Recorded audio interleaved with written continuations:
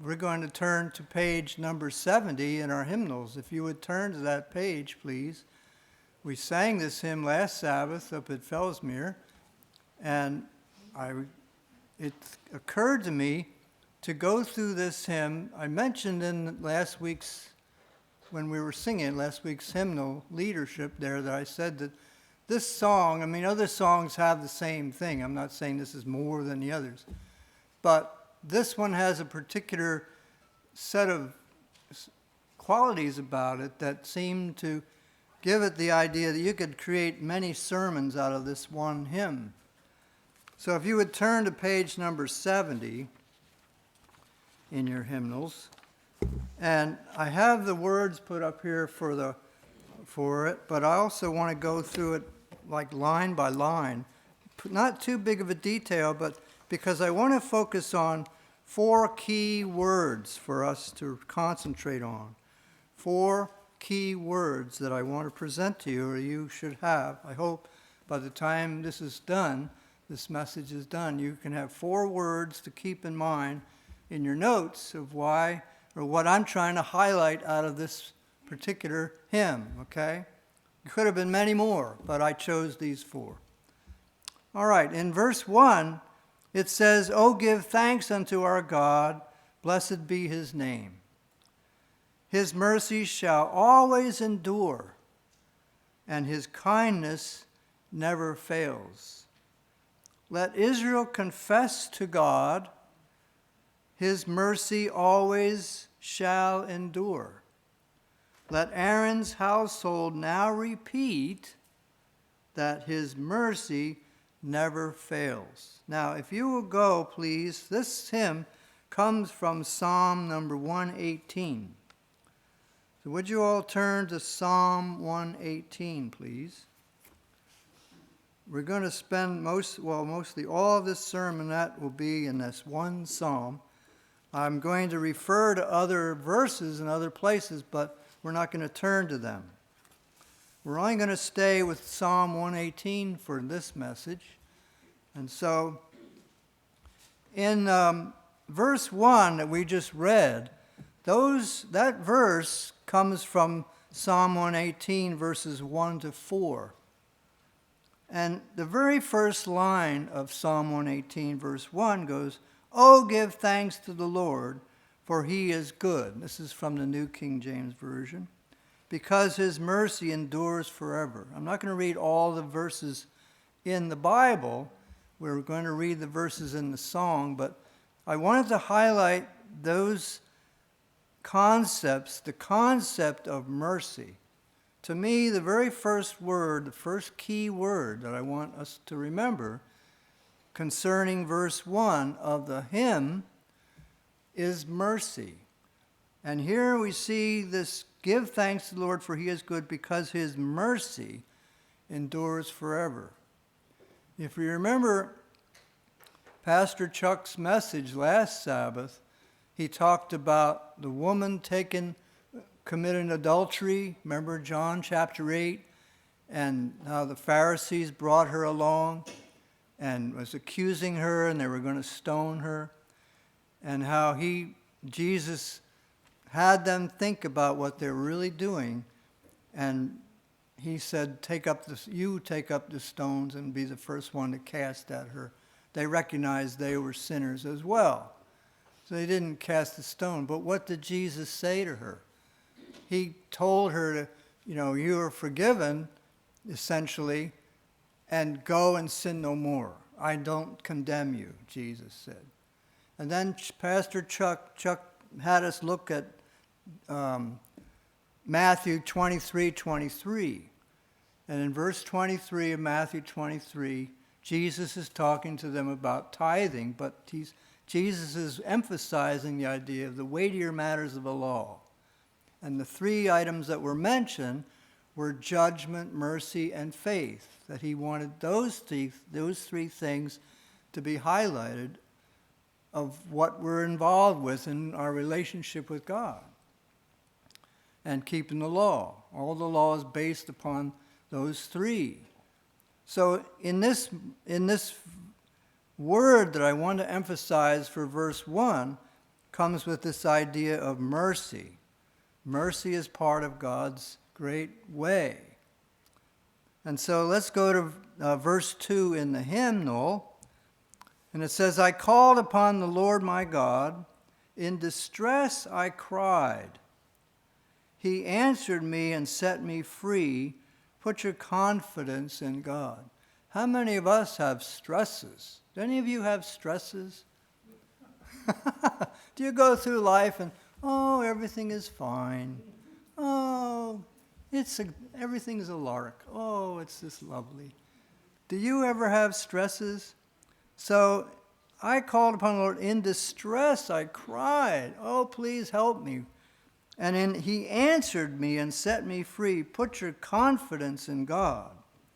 And then in the next one, with the eternal on my side, why should I fear what men can do? That is huge. We could give a sermon just about that phrase alone. And trust not in princes nor in man. Better far to trust in God. There's a mouthful of information in that one verse, brethren. We could spend all day going through that. But the word I want to emphasize in this verse is trust. Trust God. And it comes from Psalm 118, 5 to 9. 5 to 9. Let's read those. Chapter 118, verse 5. I called on the Lord in distress. The Lord answered me and set me in a broad place. This is in the verse in the Bible now. The Lord is on my side. I will not fear. What can man do to me? The Lord is for me among those who help me. Therefore I shall see my desire on those who hate me. It is better to trust in the Lord than to put confidence in man. It is better to trust in the Lord than to put confidence in princes. Do we get the point? Do we understand this great concept of understanding, trusting God? And you all probably have had instances in your life, whether it be on the road or in your life where you fell. Our friend fell from a ladder, and other different things happened to us. We could all list a whole length of things that happened to us. Hit by a car or whatever.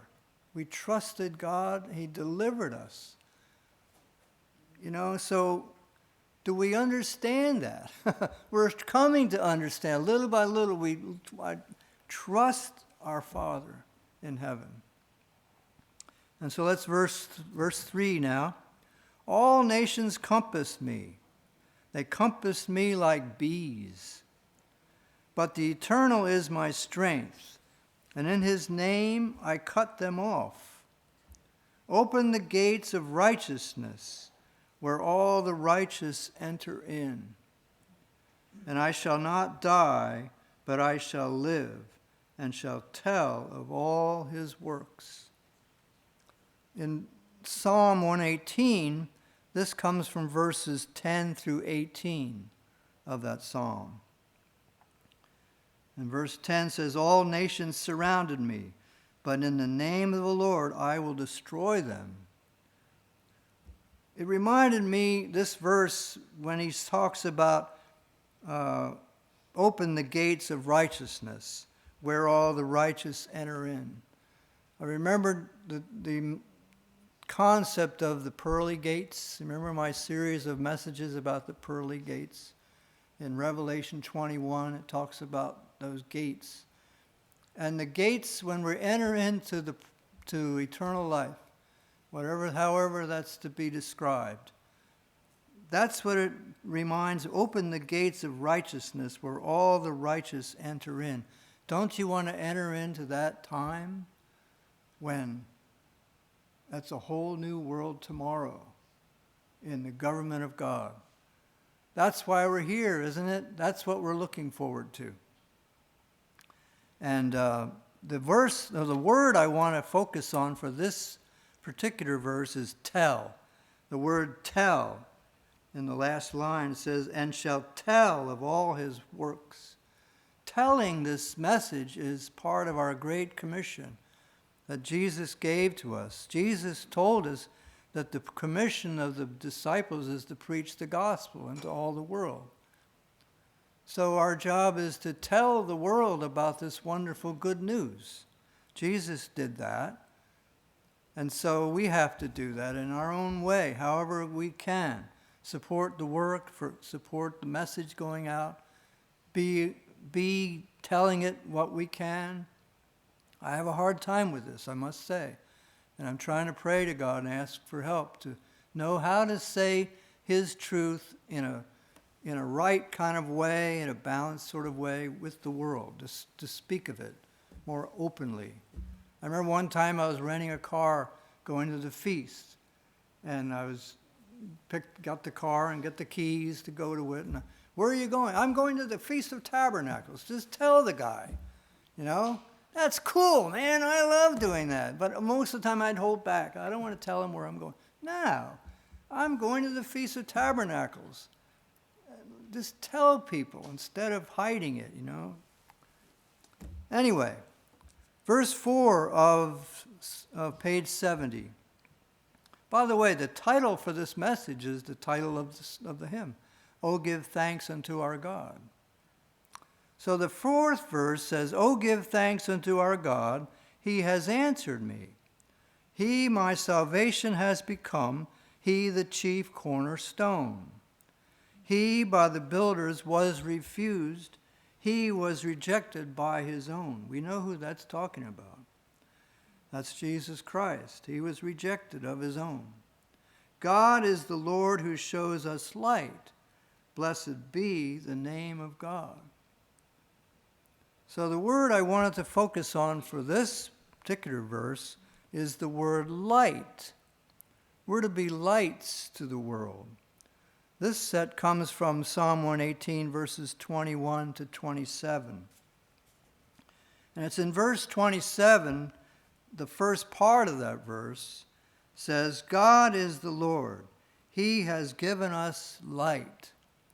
And in our Bible study that we had Thursday night, the Zoom Bible study where we went through Matthew chapter 4, when the adversary, Satan, was confronting Jesus after the fasting and Jesus succeeded, then he left the area where he was, down around Jerusalem, and headed up to Capernaum and Sea of Galilee. He went north to go up to that region, to Zebulun and Naphtali, it says, that region north of there. And what did he do when he went there? He went there to bring light to the darkness. It talks about the darkness that was there. And he brought light to the darkness. Jesus was light. One of his descriptions that he gives of himself is that he is light. So, are you a light? He told us to be lights. In Matthew chapter 5, we're going to read that in another time. For our next Zoom Bible study will be in Matthew 5. And what are we told there? That we're to be lights to the world. So we're to tell, we're to trust, and we're to show mercy. God gave all these things to us. Let's pass them on. Pass them on.